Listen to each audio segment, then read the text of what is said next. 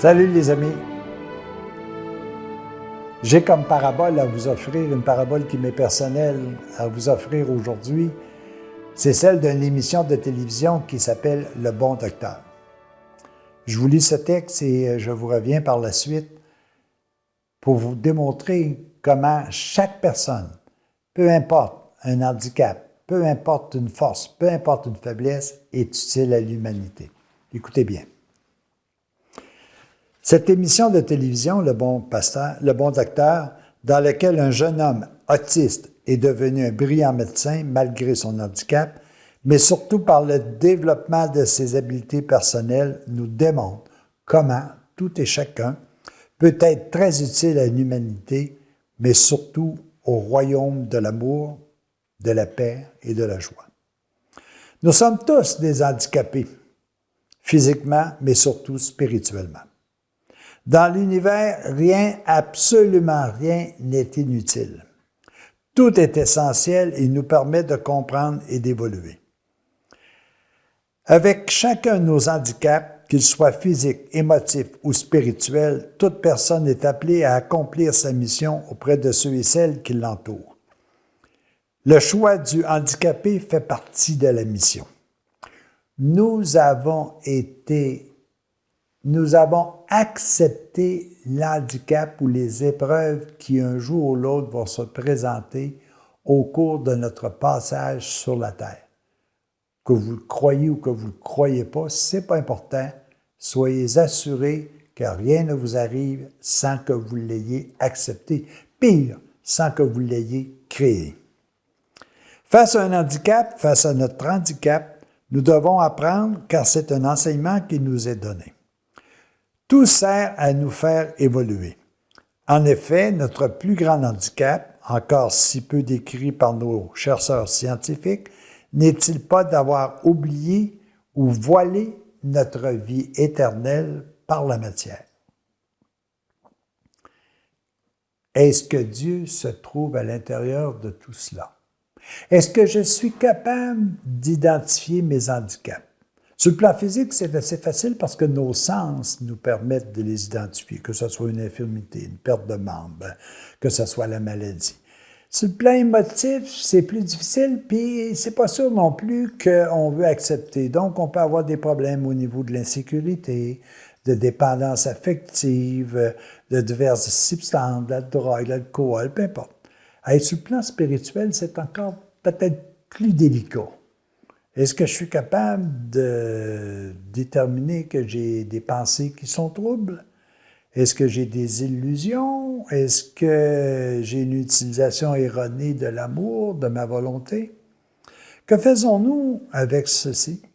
Est-ce que nous nous apitoyons ou nous cherchons comment nous en servir pour mieux évoluer? Dans le psaume, on dit « Le Seigneur guérit toute infirmité ». Il n'a pas commencé à dire juste les infirmités physiques. « Ah non, ça va être les infirmités émotives ou sentimentales. Ah non, ça va être les infirmités au niveau social. » Non, il guérit tout, en autant qu'on l'accepte comme médecin. Il guérit les cœurs brisés. Si la vie dans le corps est utile à son œuvre, la vie dans le corps est utile à son œuvre parce que nous avons, nous, choisi de faire l'expérience de la matière. Dans cette émission de télévision, Le Bon Docteur, comme dans bien d'autres, on s'aperçoit que même une personne qui, selon nous, a un trouble ou un handicap peut être utile.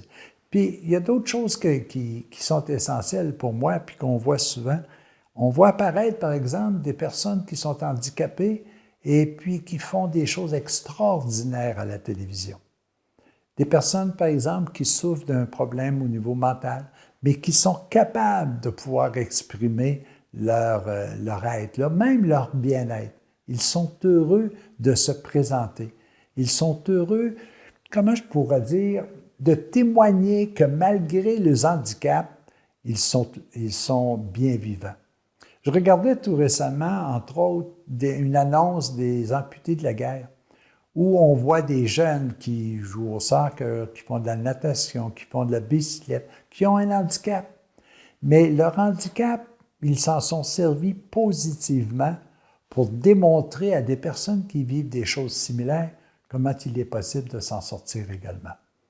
Le bon docteur, c'est pareil, c'est un génie.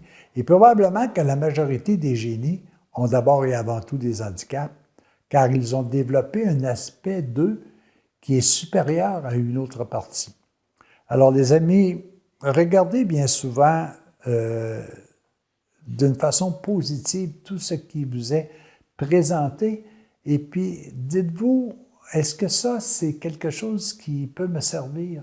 Et bien souvent, on va dire, mais même en regardant un livre, peut-être que vous allez dire, hey, cette personne-là a tellement souffert. Comment ça se fait que j'ai de la misère à accepter mes pauvres petites maladies, mes pauvres petites souffrances? Et ça serait peut-être bon que beaucoup de personnes puissent lire ce livre-là parce qu'elle démontre comment une personne qui a eu à faire face à une multitude d'épreuves a pu s'en sortir avec un sourire, avec une joie, avec une paix. Ce livre-là est utile à des gens. Ces lectures-là sont utiles à toute personne. Alors, les amis, recherchons les personnes qui, à travers leurs épreuves, leur handicap, leurs faiblesses, peu importe, ont réussi à s'en sortir. C'est des témoignages de vie qui vont nous être utiles pour nous et pour tous ceux qui nous entourent. Les amis, portez-vous bien, puis réjouissez-vous de tout ce que vous avez de beau, de bon, de juste et de louable.